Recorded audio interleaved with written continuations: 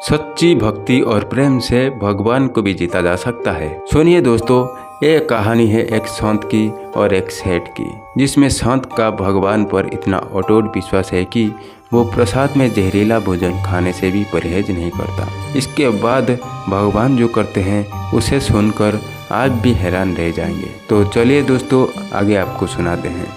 एक सेठ जी जो कि बहुत ही बड़े कंजूस थे। एक दिन उन्होंने दुकान पर बेटे को बिठा दिया और बोले कि बिना पैसे लिए किसी को कुछ भी मत देना, मैं अभी आया।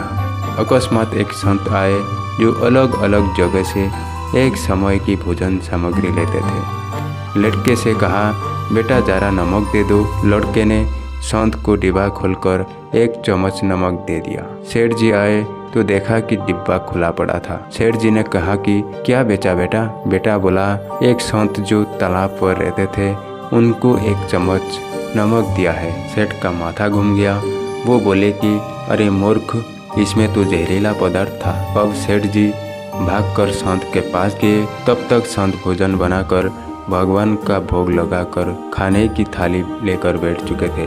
सेठ जी दूर से बोले, महाराज रुकिए रुकिए, आप जो नमक लाए थे वो नमक नहीं था बल्कि जहरीला पदार्थ था। कृपा करके आप ये भोजन ना करें। संत जी बोले, भाई हम तो प्रसाद लेंगे ही, क्योंकि भोग लगा दिया है। भोग लगाकर भोजन छोड़ नहीं सकते। अगर भोग नहीं लगाता तो भोजन बेशक छोड़ देते। ये कहकर संत ने भोजन को प्रसाद समझकर खाना शुरू कर दिया। सेठ जी के होश उड़ गए। वो रात भर वहीं बैठे रहे। सेठ को रह रह कर वो चिंता सता रही थी कि अगर संत को कुछ हो गया तो बड़ी बदनामी होगी। रात में अगर तबीयत बिगड़ी तो कम से कम वैद्य को दिखा देंगे। सोचते सोचते उसे नींद आ गई। सुबह रोज की तरह संत जल्दी उठ गए और नदी में स्नान करने लगे। सेठ जी ने कहा, महाराज तबीयत तो ठीक है? संत बोले, भगवान की कृपा है। इसके बाद वो पूजा के लिए मंदिर चले गए। जैसे ही संत ने मंदिर के द्वार खोला तो देखा कि भगवान की श्री विग्रह के 2 भाग हो गए हैं और शरीर काला पड़ गया है। ये देखते ही सेठ को सब समझ में आ गया कि भक्त की अटल विश्वास को देखकर भगवान ने भोजन का जहर भोग के रूप में स्वयं ग्रहण कर लिया है।